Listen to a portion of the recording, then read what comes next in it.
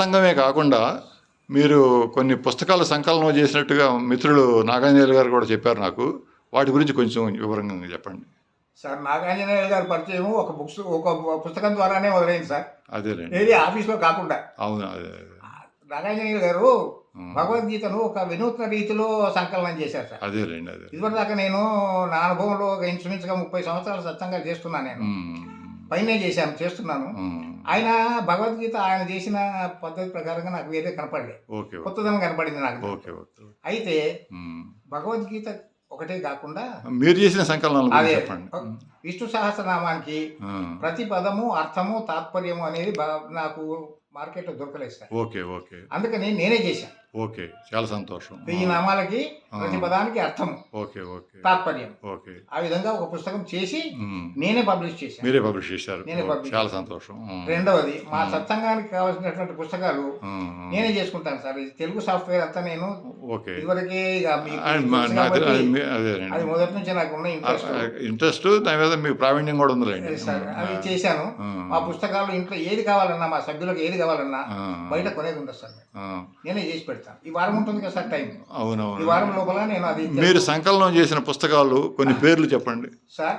నేను సంకలనం చేసింది విష్ణు సహస్రనామం తాత్పర్యంతో చెప్పారు. కఠోపనిషత్ చేశాను. కఠోపనిషత్ చేశాను. ఇంకా ప్లస్ కనకధారా స్తోత్రం చేశాను. అవునవునవును. ప్లస్ విష్ణు సహస్ర అది భగవద్గీతలో కొన్ని సెలెక్టెడ్ శ్లోకాలు ఏ విధంగా అయితే ముఖ్యమైనవి పాడారో అవి కాకుండా ఏవైతే నాకు ముఖ్యమైనవి అంటే జనబాహుళ్యంలో ఉన్నాయో ఆ శ్లోకాలను మాత్రము నేను సంకలనం చేశాను. అది నేను పుస్తక రూపంలో తీయాలని ఆలోచిస్తున్నాను. ఇంకా ఖాళీ అది పూర్తిగా అది చేస్తున్నాను. రెండవది, కొత్తది ఏది కనపడినా సరే వాటిని నేను పుస్తక రూపంలో చేయాలని ఆలోచన ఉంటుంది సార్ నాకు. ఎందుకంటే దాని నా వరకే పరిమితం కాదు. మీరు మొట్టమొదటి పుస్తక ప్రియులు నాకు తెలుసుగా. అది మా సభ్యులకు కానీ, మా ఇట్లా మనకు తెలిసిన మిత్రవర్గంలో కానీ ఎవరికైనా చేరితే బాగుంటుందనే ఆలోచనతో అటువంటి ఆలోచన ఉంటుంది నాకు ఎప్పుడు. కాబట్టి ఆ దిశలో ప్రయత్నం చేస్తూ ఉంటాను. అంతేగాని వేరే ప్రత్యేకంగా అంటూ నేను పెద్ద మీకు తెలిసి పండితులను కదండి. మీ గురించి మీరు చెప్పుకోకపోయినా మాకు తెలుసు కదా మీ సంగతి. ఇప్పుడు ఇంకా ఈ సత్సంగాలు ఈ పుస్తక సంకలనాలు కాకుండా ఇంకా మీకు ఇతర ఏవైనా అభిరుచి, ఆసక్తి ఉన్న రంగాలు ఏమైనా ఉన్నాయా సార్? ఏమున్నా కూడా ఇదివరకు సత్సంగాలకే వెళ్ళేవాడిని. తెలిసిన స్వామీజీలు ఉండేవాళ్ళు. తెలుసు. వాటి అన్నిటికీ ఎవరు వచ్చినా నేను ఎక్కడున్నా, నేను ఉండేది సంతోష్ నగర్ అయితే సికింద్రాబాద్ పీజీ కాలేజీలో సుందర చైతన్యజీ భారతం 18 పర్వాలు 18 రోజులు చెప్పాడు. ప్రతిరోజు మా మిషన్ అక్కడికి వచ్చేది. ఇద్దరం కలిసి రోజు 18 రాత్రి 9 అయ్యేది. అదేనండి, మీకు ఆసక్తి ఎక్కువ. పిల్లలందరూ చిన్న పిల్లలు వాళ్ళందరూ ఇంటి దగ్గర ఏదో ఏర్పాటు చేసుకుని ఆమె వచ్చేది. ఇద్దరం కలిసి రాత్రి 9 గంటల దాకా అక్కడ అటెండ్ చేసి వచ్చేవారు. అటువంటి అభిరుచి 72లో మొట్టమొదట మన స్వామి ఈయన ఉన్నారు సార్, సుందర చైతన్య కాదు విద్యాప్రకాశానంద గారి వెళ్ళేవాళ్ళము.